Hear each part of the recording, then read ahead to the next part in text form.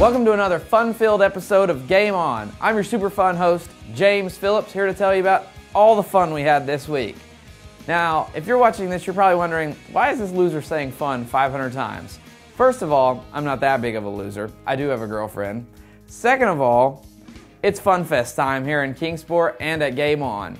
So we're going to give you a quick behind-the-scenes look at some FunFest events that you might not have seen on the front page of the paper. Hello? Oh, hey, honey. Yeah, I've been looking at houses all day. I'm actually walking through one right now. Uh-huh. All right, I'll call you when I'm done, okay? Love you.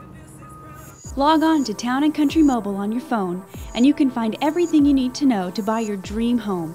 With just a street address, you can tour the home and get valuable information from wherever you are. All you need is your phone and mobilerealtytnc.com. FunFest always kicks off with a sponsors breakfast at Metaview. I have just never understood why everyone has breakfast to kick things off.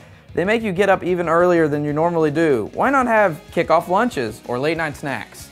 At the breakfast, they usually have a speech or two to thank everyone and to talk about the stuff coming up. While this was going on, I snuck over to the radio booth to plug cornhole. Whoa, wait a minute, whoa. That sounds a little dirty. I mean, I went over to talk to the radio guy to speak on behalf of the cornhole tournament. After all the kickoff stuff, we have the FunFest parade. This is not just any parade, this is the 4-hour marathon, people setting up their chairs 3 days in advance parade. After the parade, everything kind of settles down on Friday until the big stuff gets going on Saturday. Kind of like Crazy Eights. They're a big deal, but here at Game On, we like to get down to the heart and soul of an event. And for me, that's the little eights, when you get the little people out there running. So we went over to take a look at exactly what happens when you put a bunch of 3 to 5-year-olds running a 100-yard dash with their parents dragging them the last 50 yards. We did meet one cool person though, so let's take a look. Gavin, are you gonna win? Hey. Are you gonna win? All right. I would like to joke about this, but the truth is, it's the cutest thing you've ever seen. My favorite thing is the parents who force their 2-year-olds who just started walking into running a 100-yard dash. These are the ones that lay down and start crying when the gun goes off.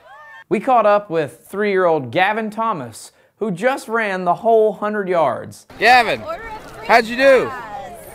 Gavin, did you win? He could have won that race if Chris hadn't held him up. That's exactly right. He waited on his dad. Another one of our great sponsors here at Game On is the Bus Pit on East Main Street in downtown Kingsport. The Bus Pit has quickly established itself as one of the best music venues in all of the area and by far the best in the Tri-Cities.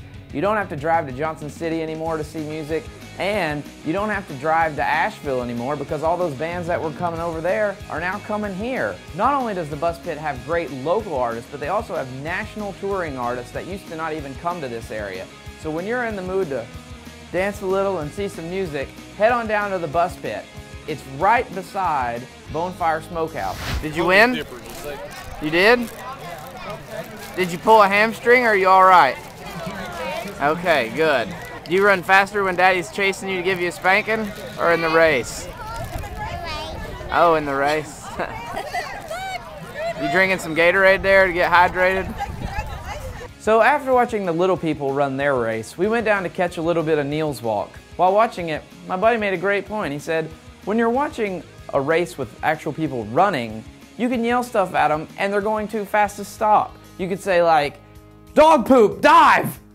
But they're going so fast they don't know who said what. But when you go to a walk race, you have to be more careful because if you're like, dog poop, dive out of the way, then they can stop, take out a camera, take a picture of you, get your ID, take your name, home address, because they're kind of going a little slow. As we watched the walk race come to a finish, I really came to appreciate racing sports a little bit more. There's something to be said for people that come racing across the finish line at 150 miles an hour in NASCAR versus a walk race where most of the people that are walking across the finish line swung by pals for a big T during the race. For our next event at FunFest, we went to one of my favorites, not the favorite, but one of them, the dog show. And I took Pudgy Wudgy with me for big competition. I think it's obvious by the look on Pudge's face, he was excited to be in the dog show in the handsomest male category. This guy's a winner. Pudge was not the only dog at the dog show. The place was packed, but Pudge and I knew we had no competition in the looks category, no matter how bright some people's clothes were. Luckily for all parties that were involved, the other bulldog that was there was in the handsomest female kids category. So this way, Pudge didn't have somebody to flirt with while we were out there. If you're in the market for a new car, you need to go down to Wallace Mitsubishi Nissan. Van and his crew down at Wallace can get you in a new or pre-owned car any minute with their Get a Fresh Start program. You can check them out at Wallace on Stone Drive or check them out online at wallacecars.com. You can get in your new car today. Pudge was fired up and ready to get in that ring and show off his stuff. Well, people, this is where I tell you that in life there are no storybook endings, and Pudge did not win Most Handsome Male. In fact, he was outright robbed. Some people say it was because he was a little bit overweight.